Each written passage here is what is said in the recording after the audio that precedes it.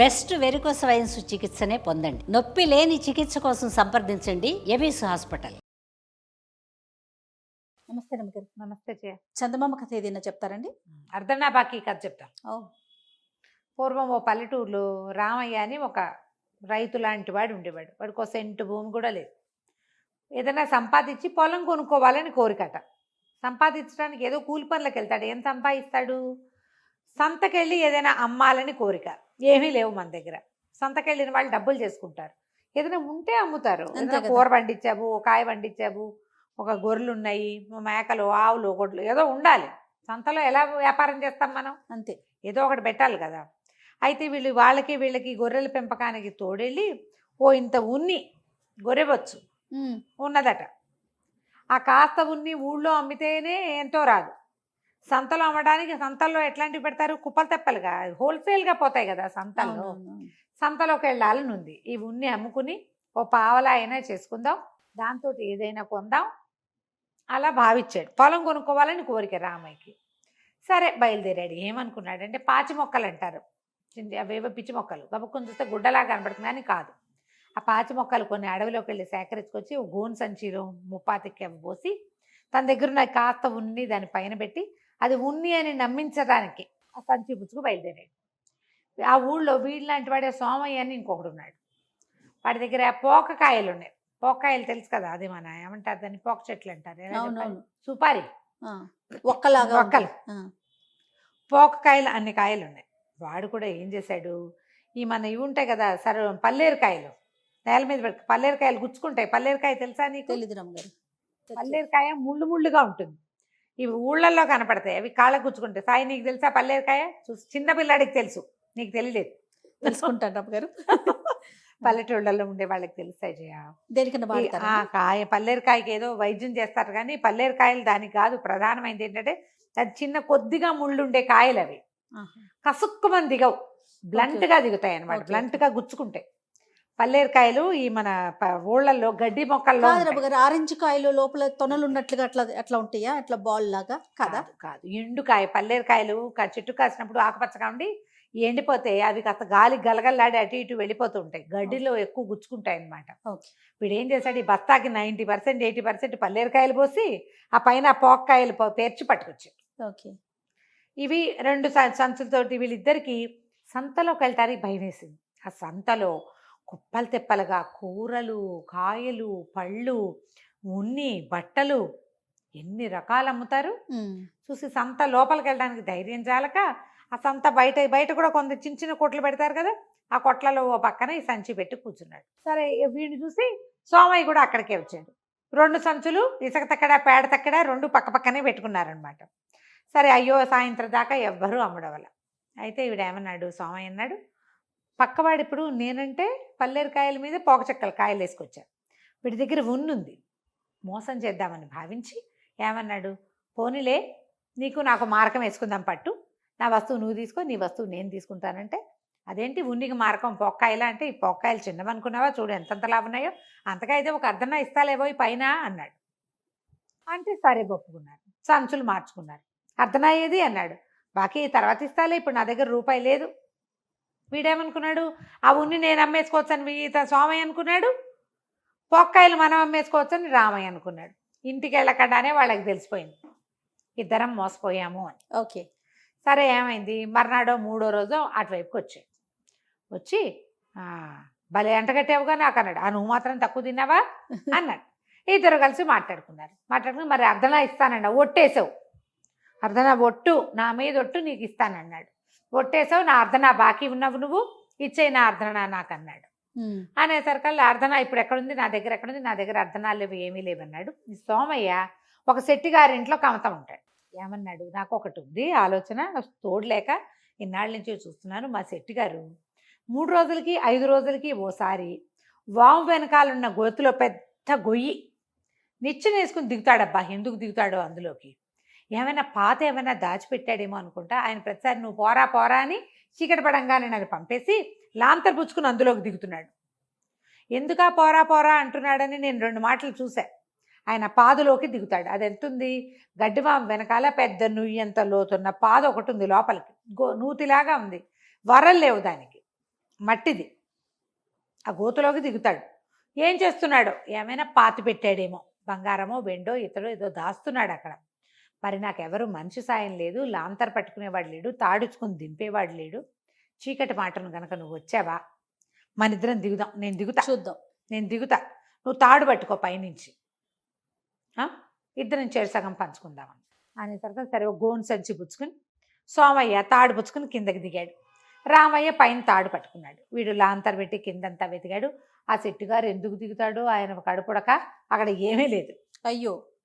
లేకపోయేసరికల్లా సరే ఏమీ లేదు అని చెప్పాక తనని లాక్కుండా వెళ్ళిపోతాడేమోనని ఏం చేశాడు, ఓ రామయ్య అన్ని సంచిలో వేసి సంచి వేసి కట్టేస్తున్నాను, సంచి లాగేసేయి, తర్వాత నన్ను లాగుదుగాని అని కేక పెట్టాడు. రామయ్య సరే సరే అన్నాడు.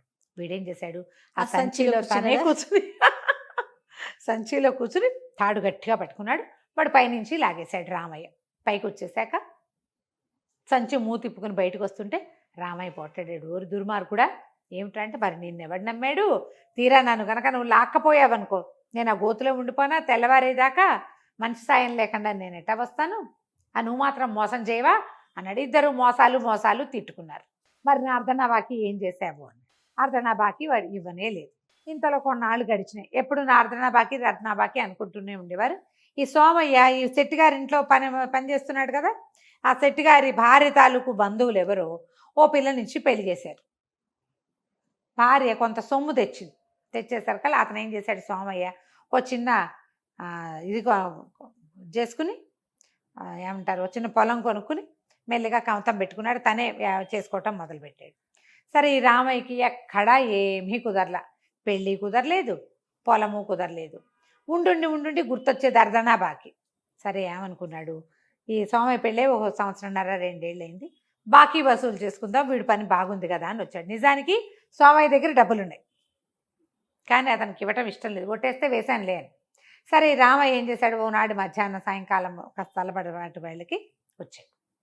వస్తే దూరం నుంచే చూశాడు సోమయ్య. చూసి బెల్లాన్ని చెప్పాడు, ఏమే ఇవి వచ్చేవాడు నా పాత స్నేహితుడు, ఒక పాత బాకీదారు, అర్ధనా బాకీ ఉన్నా డబ్బులు అడుగుతాడేమో, ఆ అర్ధనా ఇవ్వడం ఇష్టం లేదు నాకు, ఓ పని చేయి, నేను చచ్చిపోయానని ఒక ఏడుపేడు నువ్వు, వాడే పోతాడు, చచ్చిన వాడు ఏం బాకీ తీరుస్తాడులే అని పోతాడు, వాడు ఇంకా మన ఊరు రాడు, మన ఇంటికి రాడు అన్నాడు.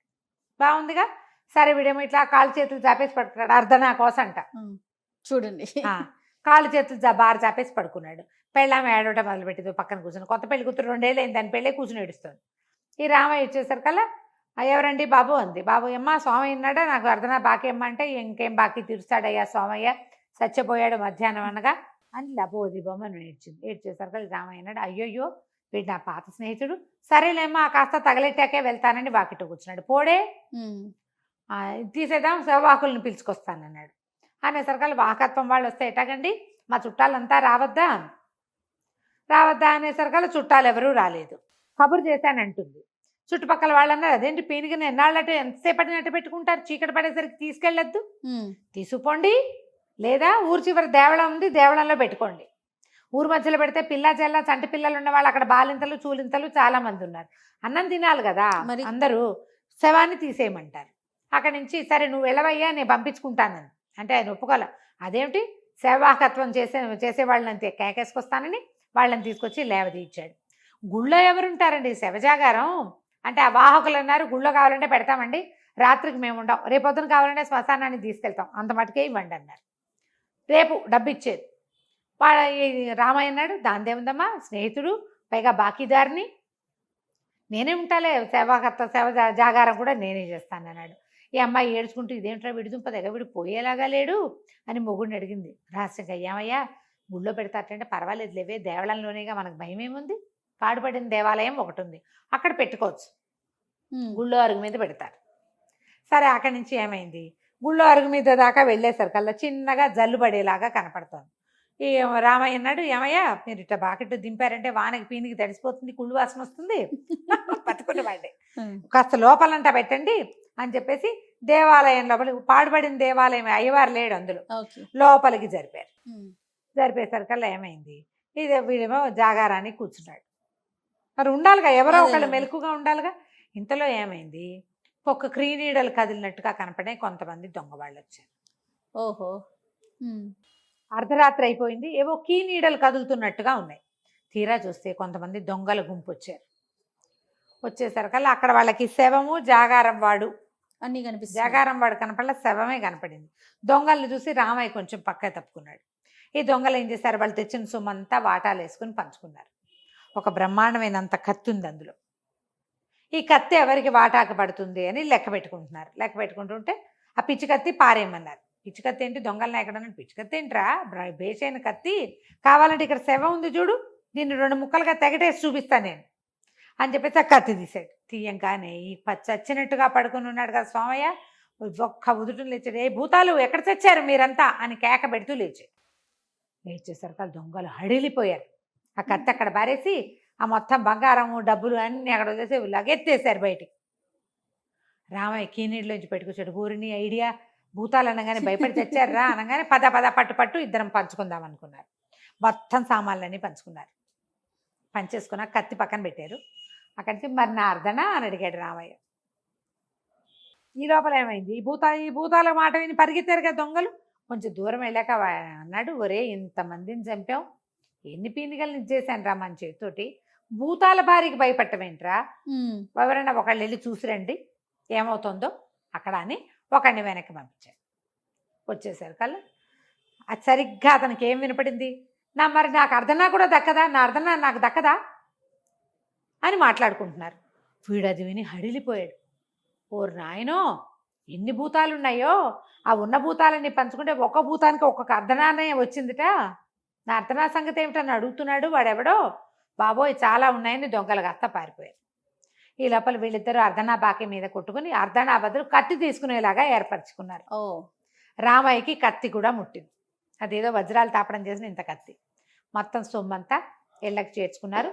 చక్కగా రామయ్య కూడా పొలం కొనుక్కుని పెళ్లి చేసుకుని హాయిగా సొంత కమతాలు చేసుకుంటూ సుఖంగా ఉన్నారు. కథ కంచికి మనం ఇంటికి. రైట్. నమస్తే రమగారు. నమస్తే జీ.